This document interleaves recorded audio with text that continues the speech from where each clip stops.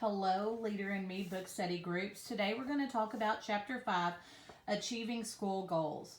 In this chapter, it's going to focus on our WIGs and our Leader in Me notebooks, our classroom WIGs, and how all that contributes to the overall school WIG.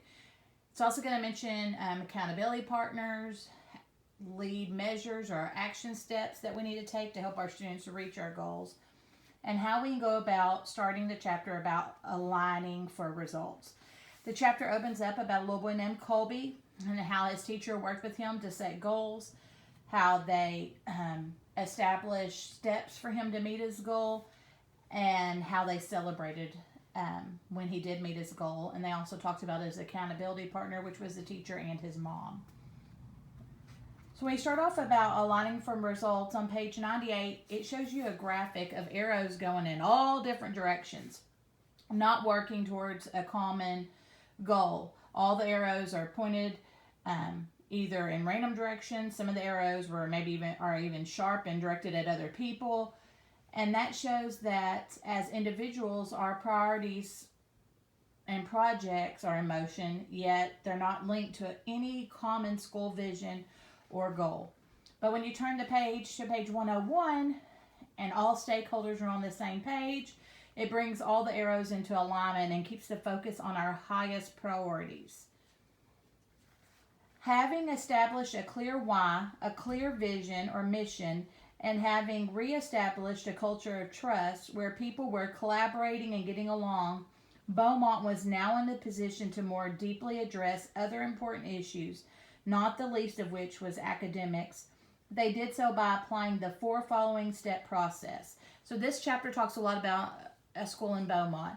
And so to help get their arrows all pointing in the right direction and in alignment, they followed 4 things. 1 was setting wildly important goals, known as WIGs. 2, translating goals into meaningful action steps. 3, keeping scoreboards. And 4, establishing a cadence of accountability. The first big ticket item was the setting the wildly important goals. We have a mission that captures the purpose, the why. Goals define the what and when. What do we want our school to look and feel like in 5 years from now? What goals will your class achieve this first 6 weeks or first semester? And then even personally, what can I accomplish this year? And that is what WIGs are. Wildly important goals. The WIGs are our highest priority goals, which if not accomplished will result in some type of pain, whether our scores are not where they need to be, where our students aren't growing, where discipline is rising. So we want those goals, those WIGs, to be the high priority ticket items, where it is very important that we get them accomplished.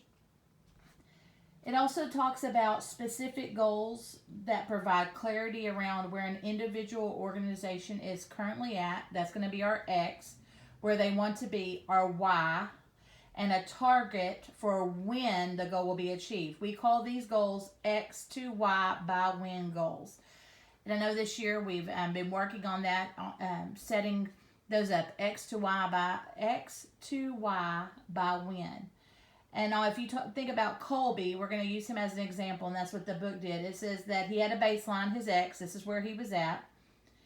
They wanted him to move up 2 reading levels. That became his Y, the letter Y.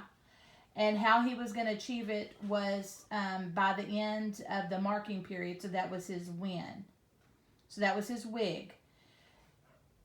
Just like Colby had ownership and buy-in into his WIG, we want our students to have the same. Students, if they're expected to achieve a goal, then they need to have buy-in into that goal and be involved in it.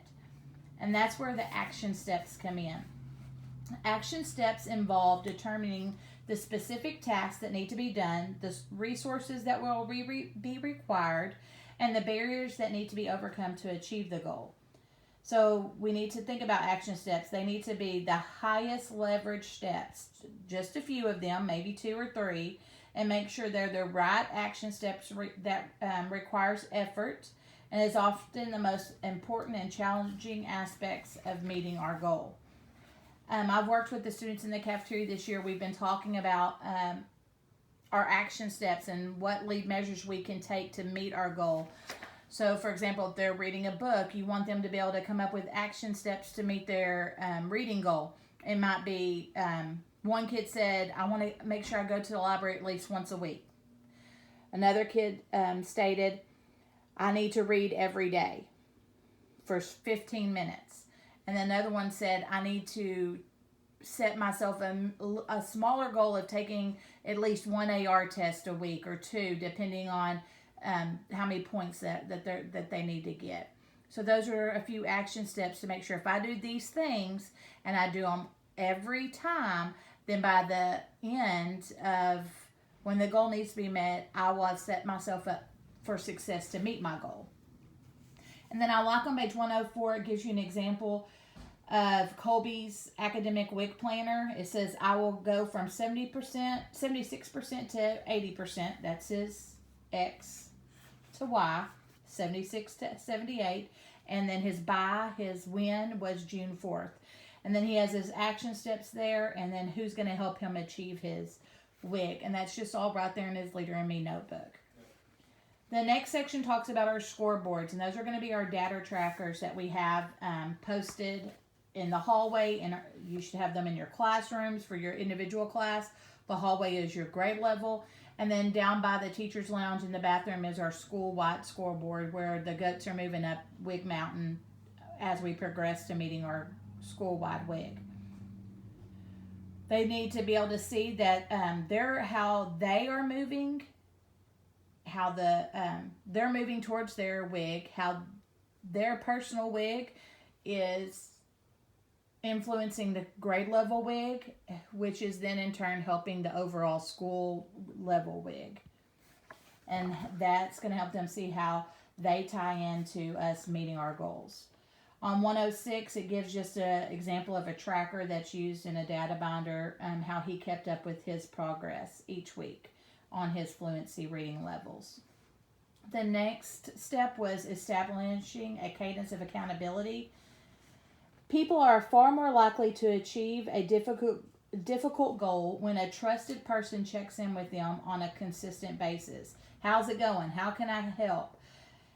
How often accountability partners meet is a unique situation depending on who it's for.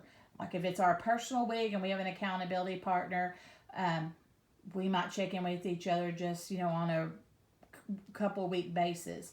But for students, it needs to be done more often on a weekly basis. How you doing? Here's how many points you have. What are you doing to meet this goal? What action steps have you been successful on? What is something else maybe we need to work on action step wise to help you get there? Just checking in on them. And then that also leads to the part where we've had these grade levels meet the last 2 Fridays where they've got to have the younger kids and the older kids talk about their WIG. That's a check-in. That's an accountability partner that we could start even earlier next year. Let's go check in with 5th grade. Go check in with whatever grade you're working with. And those kids getting together and they having a partner that they're accountable for to say, okay, here's what I'm doing to meet my goal. And maybe with the older kids, if they see the younger kids are looking up to them, that might encourage them to even work harder to meet their goal. And then it will just be a good role model situation where the younger kids are seeing that from the older kids, and then they're getting more understanding of the whole process. The next big section is about classroom WIGs. The classroom WIGs have the same steps. You want to set the WIG. You want all students to know what it is. You want to have that X by when. You want to have them have the action steps, identify at least 3 action steps that would help them achieve their goal. Keep your scoreboard, your data board, where it's visible for students to see so they can see how their personal score is impacting the grade level score or their class score, and then the grade level score to the campus score. And then establishing a cadence of accountability where they're meeting with those partners, meeting with you and talking about how they're progressing. And I love on page 106, it gives an example of a scoreboard where it has the action plan, what the goal is, the steps they're going to take, and then there's where the data is being tracked for all to see, visible for the students, for them to understand. Like we talked about a minute ago, classroom WIGs lead to the school-wide WIG. and we have that scoreboard up for kids to see. We're talking about it when I shoot y'all an email and say, okay, here's how we're progressing. I also share that with the students in the cafeteria so they can say, okay, kindergarten, here's how many kids have met their goal, and then here's where we are as a school. So we can start helping them see how them reaching their goal contributes to their grade level, and the grade level contributes to the school. And then my favorite part of it all is celebrating that success. And we do that on a weekly basis in the cafeteria. We want the kids to know that we're proud of them. We want them to get excited when they meet their goal. I love when the kids come up to me and, Miss Louise, I've met my goal as my teacher. Have you seen? And ready for me to announce their name, because it just gives them pride and that they accomplished something. And then I've even talked to them about, okay, you've met this goal. What is something else you can do? Kindergartners, 50 sight words. Could you learn more? Yeah, so let's work. Maybe let's get to 75.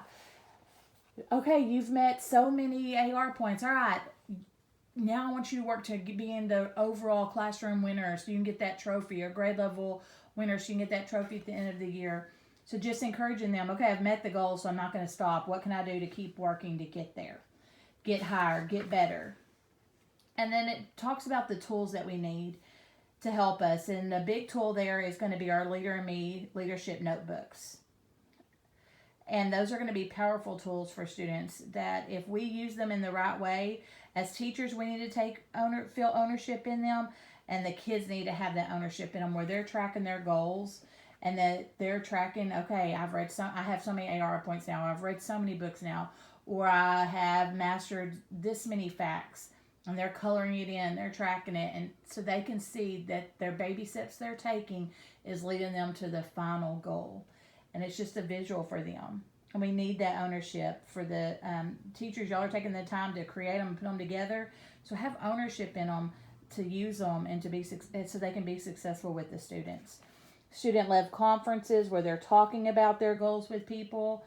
Whether I love the parent one where conferences are turning into students or talking to their parents about, here's where I'm at, this is what I'm doing, and how I'm being successful. This is what I made on this test. Here's what I did wrong, and here's what I'm going to do next time to do better.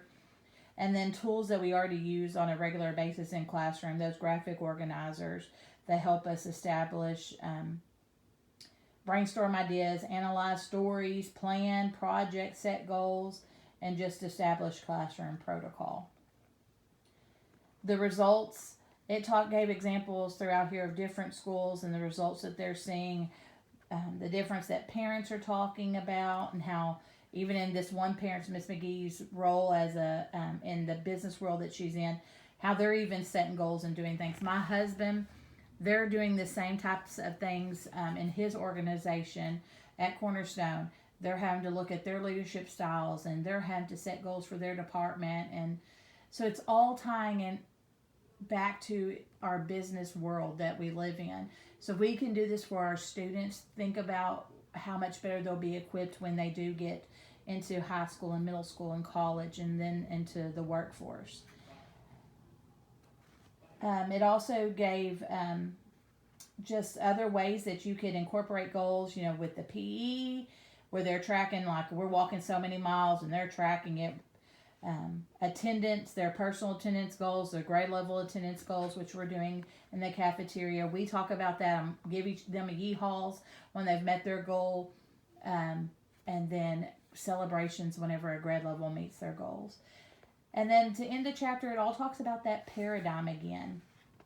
Goal setting process can have a direct impact on a school's culture and a student's leadership skills. As much as anything, the goal setting process can help our students learn to work together. And we have to have that paradigm of finding the gifts that our kids bring to the table.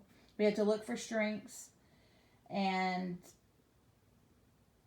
see where they can be recognized for their greatness, because all students have greatness in them, and it's our job as teachers, as staff members, as educators as a whole to help our students find that greatness within them. And that's going to sum up chapter 5.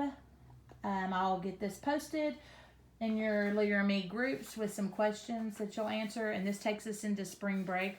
I hope you enjoy your spring break. You use this time to sharpen your saw spend some time rejuvenating yourself and to come back and finish the school year strong. Mr. McCarter's going to pick up with chapter 6 when we return from spring break. Thanks for doing this Leader in Me book study with us. Thanks.